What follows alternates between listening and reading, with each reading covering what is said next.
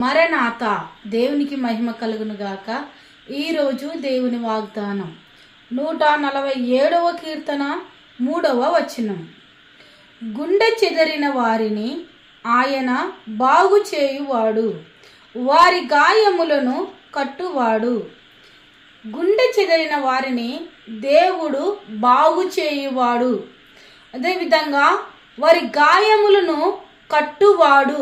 గనుక మనము ఒకవేళ దేని చేతనైనను మనము గుండె చెదిరి ఉన్నట్లయితే మనము దేవుని వేడుకుంటే, దేవుణ్ణి ఆశ్రయిస్తే, దేవుని వైపు చూస్తే, దేవుని పైన ఆధారపడితే దేవుడు మన గాయములను కట్టువాడు, మనల్ని బాగు చేయువాడు.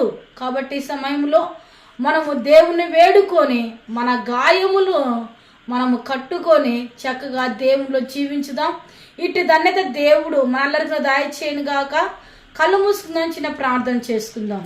దయగలిగిన తండ్రి, కృప కలిగిన యేసయ్యా, నీకు వందనములు. దేవా, నీ కృప చెప్పున, నీ దయ చెప్పున, నీ నామం చెప్పున ప్రభా అయ్యా ప్రార్థిస్తుంటే ఈ ఉదయకాలం ఎంత మంది వాగ్దానం చూస్తున్నారో వారందరిని పేరు పేరు మీరు దీవించి ఆశీర్వదించు దేవానికి స్తోత్రం. అయ్యా ఎవరు దేవా అయ్యా గుండె చెదిరి ఉంటున్నారో దేవా, ఎవరు గుండె గాయమై ఉంటున్నారో ప్రభా, ఎవరు వేదన చెందుతున్నారో, ఎవరు బాధపడుతున్నారో నువ్వు ఎరిగిన దేవుడవు నా తండ్రి.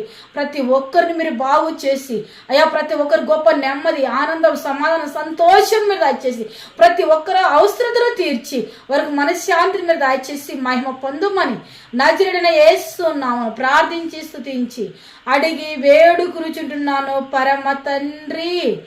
ఆమేన్.